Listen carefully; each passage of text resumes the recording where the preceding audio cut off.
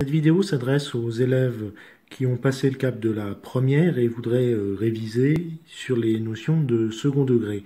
Donc je pense en particulier aux élèves de terminale STMG qui ont assez souvent besoin de factoriser des expressions du second degré pour l'étude de variations de fonctions, mais elles pourraient aussi servir aux élèves de terminale S pour les mêmes raisons. On parle ici d'expressions du second degré avec une variable réelle. Donc, ce que l'on va étudier, ce sont des fonctions du type f de x égale a fois x carré plus b fois x plus c, où a est un nombre réel non nul et les deux autres des réels quelconques.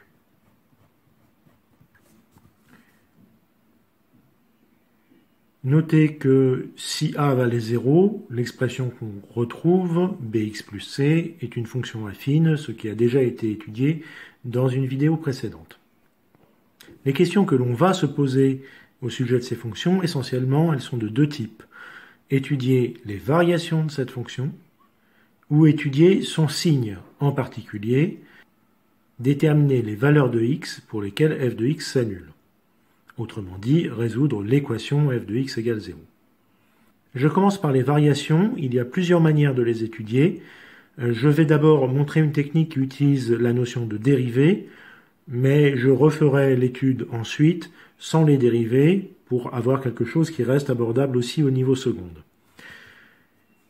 Une fonction de ce type-là est dérivable et sa dérivée est donnée directement par dérivée d'une somme. Le premier terme est une constante fois une fonction connue. Sa dérivée est donc cette constante fois la dérivée de x carré. Quant à ce terme-là, il s'agit d'une fonction affine. Sa dérivée est simplement le coefficient directeur b. Si l'on regarde l'expression de cette dérivée, on constate qu'il s'agit d'une fonction affine dont le coefficient directeur est 2a et l'ordonnée à l'origine b. Or, on a déjà vu les tableaux de signes d'une fonction affine dans la vidéo précédente. On va simplement l'utiliser ici. Le coefficient directeur est 2a, son signe est le même que celui de a. Donc, on a deux cas possibles. Si a est positif, on est devant une fonction affine croissante. Donc, le signe de f' de x est donné par ce tableau de signes, moins d'abord et plus après. Mais le point où f' de x vaut 0, c'est toujours moins l'ordonnée à l'origine divisé par le coefficient directeur, donc ici moins b sur 2a.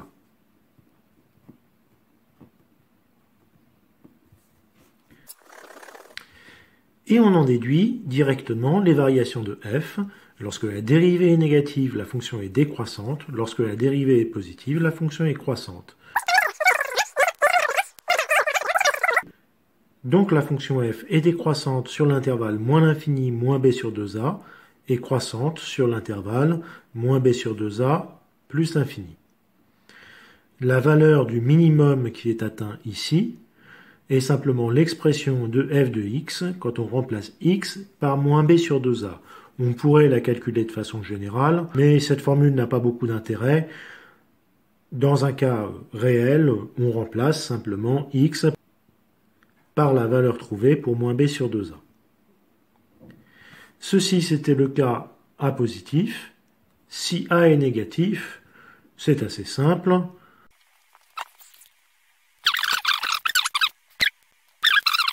Si a est négatif, cette fois-ci, la fonction possède un maximum.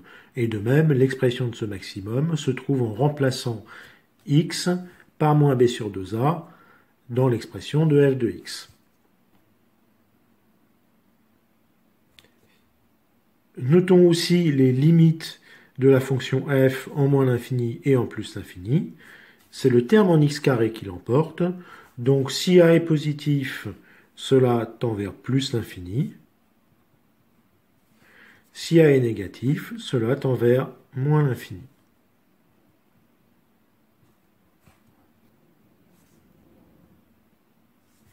Il est possible de justifier ces tableaux de variation sans faire appel aux dérivés. Pour cela, reprenons l'expression de f de x. On a un nombre a non nul en facteur du premier terme. Il est possible de factoriser toute l'expression par ce nombre a.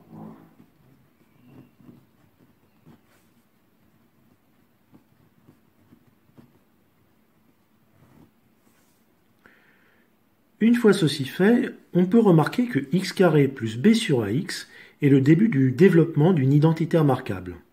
En effet, si je développe le carré de x plus b sur 2a, revoilà le b sur 2a qui apparaît.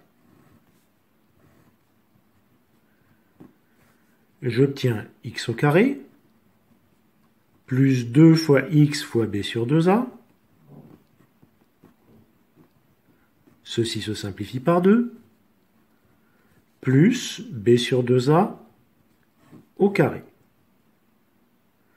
Le début du développement est donc bien x carré plus x fois b sur a. X carré plus x fois b sur a, le même. Mais par contre, le dernier terme n'est pas le bon. Ici, nous avons b carré sur 4a carré, et nous voulions avoir c sur a. Il faudrait donc retirer b carré sur 4a carré à cette expression, puis rajouter c sur a pour retomber sur celle-ci. Eh bien, faisons-le. Si l'on retire b carré sur 4a carré et que l'on rajoute c sur a, l'expression que l'on trouve est égale à l'expression de la parenthèse ci-dessus.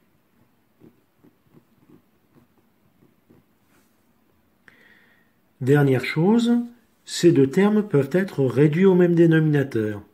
Donc, on peut obtenir une expression particulière de f de x dans laquelle le x n'apparaît qu'une seule fois dans l'expression. f de x est égal à a fois cette expression dans laquelle nous avons réduit au même dénominateur ces deux termes. X plus b sur 2a au carré moins b carré moins 4ac sur 4a carré. Cette expression, on l'appelle la forme canonique de la fonction. Elle peut nous permettre de justifier les tableaux de variation. En effet, on connaît le tableau de variation de la fonction carré. En voilà un rappel. Or, qu'a-t-on ici? La fonction carré, appliquée non pas à x, mais à x décalé de b sur 2a, et auquel on retire ce nombre. On a donc pris le tableau de variation de la fonction carré, on l'a décalé sur l'axe des abscisses, et maintenant, ce n'est plus quand x vaut 0, mais quand x vaut moins b sur 2a, que x carré va s'annuler. Donc, on décale le minimum de la fonction, non plus en 0, mais en moins b sur 2a. Enfin, la valeur de ce minimum est elle-même décalée, puisqu'on fait un décalage ici sur l'axe des ordonnées. Et, dernière étape, on multiplie les ordonnées par une constante a. Si cette constante est positive, le tableau de variation ne va pas être changé, mais si la constante est négative, son sens est retourné. Et donc on retrouve les tableaux de variation vus précédemment. Ces deux-là.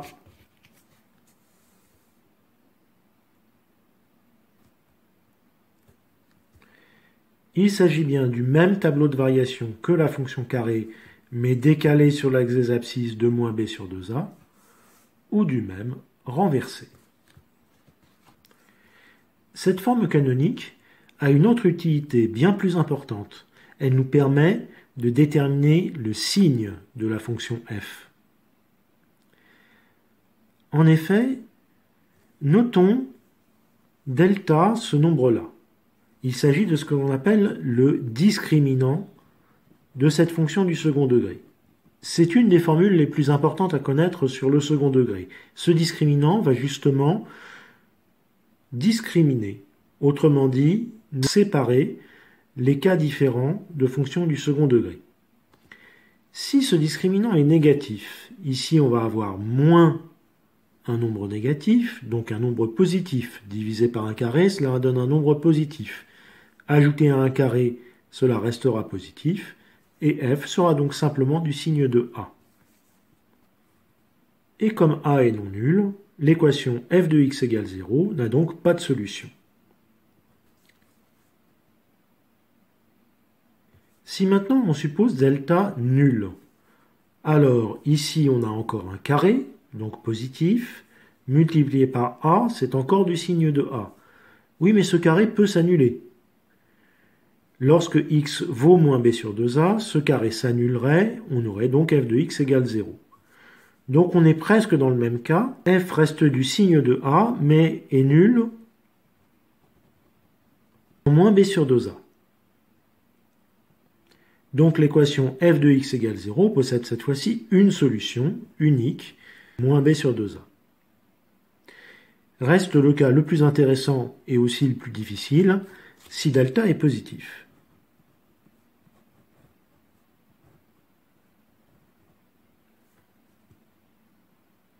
Cette fois-ci, on se retrouve avec un carré moins un nombre positif. Ceci peut s'annuler. L'équation f de x égale 0 revient à rechercher quand cette parenthèse s'annule, c'est-à-dire quand ce carré est égal à ce nombre-là, delta sur 4a carré.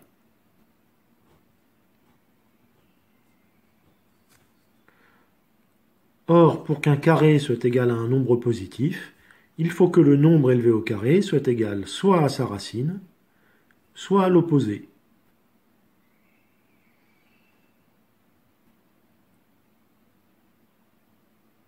Voilà, j'ai développé un petit peu les calculs qui suivent, sans tout vous détailler. Il s'agit simplement des solutions de cette équation.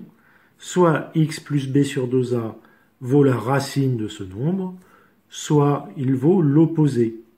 Autrement dit, soit x vaut moins b sur 2a plus racine de delta sur 2a, soit il vaut moins b sur 2a moins racine de delta sur 2a.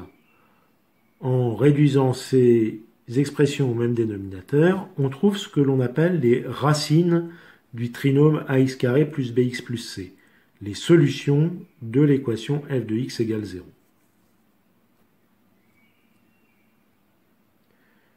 Ce que l'on vient de faire, c'est que l'on vient de factoriser l'expression de f de x. F de x peut effectivement s'écrire a fois x moins x1 fois x moins x2. Notons aussi que si a est positif, c'est x2 qui est plus petit que x1. Si a est négatif, c'est l'inverse qui se passe. On peut donc obtenir le tableau de signes de f de x par les méthodes vues dans la vidéo sur les tableaux de signes des expressions produits. Je donne simplement ici le résultat. Si a est positif, on a ceci. x2 est plus petit que x1.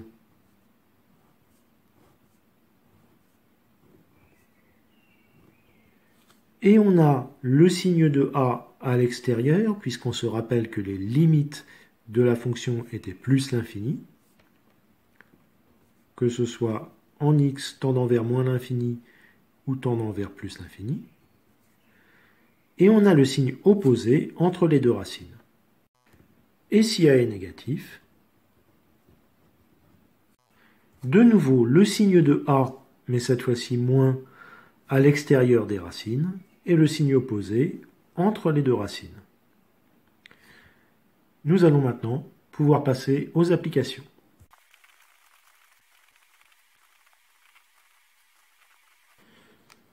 Je ne développerai qu'un seul exemple d'application, Il y aura plus tard une vidéo sur les dérivés, dans laquelle on verra quelques autres exemples. Vous n'avez pas mal vu, il s'agit bien d'une fonction du troisième degré. Mais la question posée n'est pas celle du signe de cette fonction, qui serait plutôt difficile à obtenir, mais bien des variations de cette fonction. Je vais ici utiliser quelques résultats connus normalement à ce stade des élèves de terminale STMG sur les dérivés. Encore une fois, je ferai une vidéo de rappel sur les dérivés ensuite pour que l'on traite quelques cas un peu plus délicats. Donc ici, il s'agit d'une fonction polynôme, une somme de termes de la forme une constante fois une puissance de x. Elle est donc facile à dériver. On a f' de x donné par 2 fois la dérivée de x cube, qui vaut 3x carré, moins 3 fois la dérivée de x carré, qui vaut 2x, moins 12, puisque le dernier terme ici est une fonction affine. Ce qui se simplifie, 2 fois 3, 6x carré, 3 fois 2, 6x, et encore 12. On pourrait dès à présent appliquer les techniques que l'on vient de voir sur les fonctions du second degré, mais remarquons que l'on peut gagner un petit peu de temps ici, et de simplicité au niveau des calculs, puisque tout se factorise par 6. Le but est bien de factoriser f' de x, donc une première factorisation qui se voit, il ne faut pas se priver de le faire.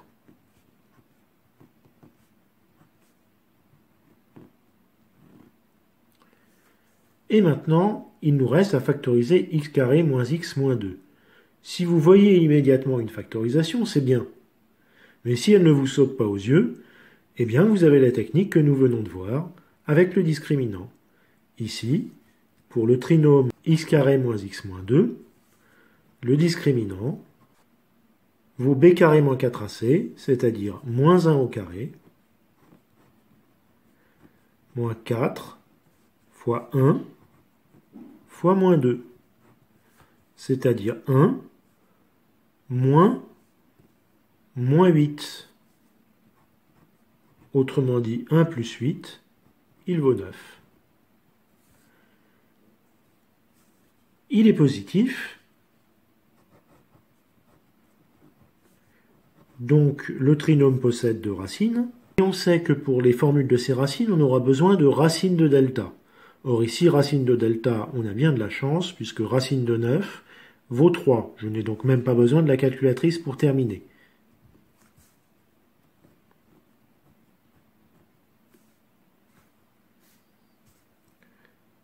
Les formules sont moins b plus ou moins racine de delta sur 2a. Ici, le b vaut moins 1, donc moins b vaut 1. Racine de delta vaut 3. Et a vaut 1, donc 2a vaut 2. 1 plus 3, 4, divisé par 2, cela fait 2.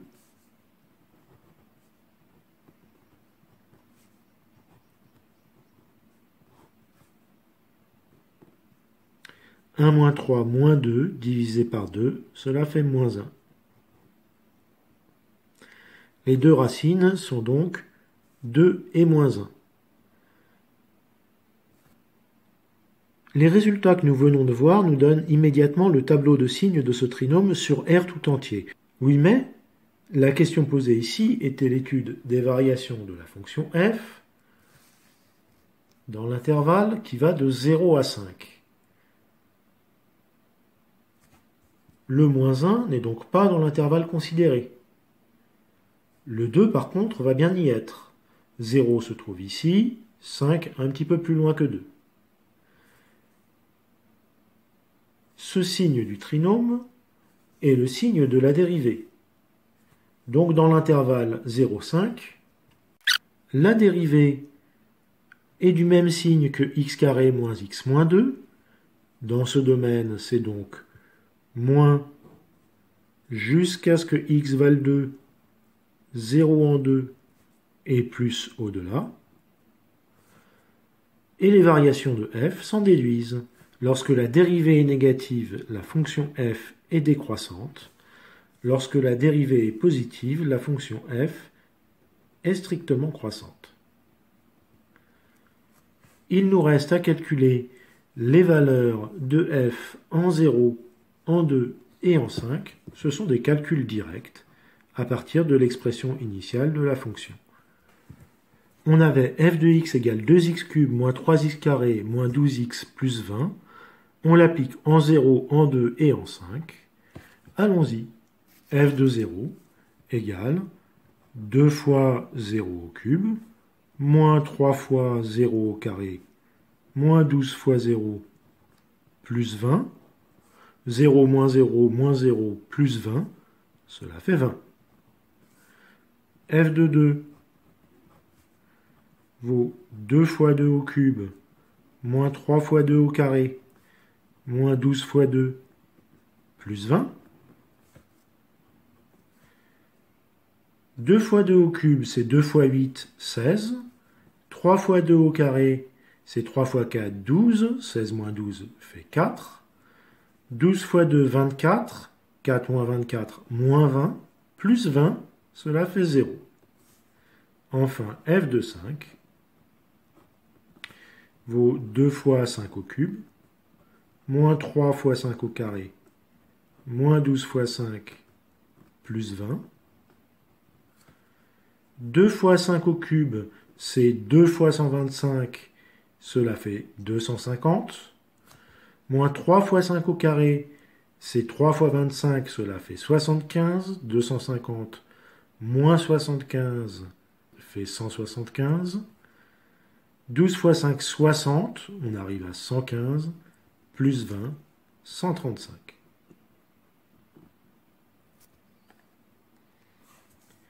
Nous pouvons donc mettre ces valeurs dans le tableau.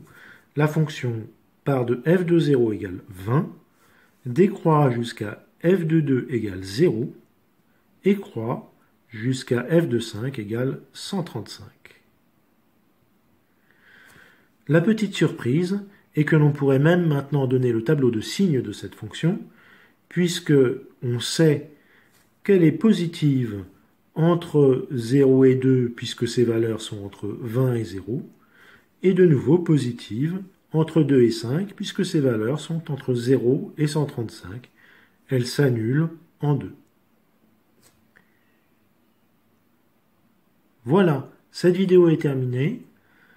Les techniques qui ont été vues s'appliquent à toutes les fonctions du second degré, mais comme on l'a vu, en appliquant les formules de dérivée, on réussit à obtenir les variations des fonctions du troisième degré. Au revoir.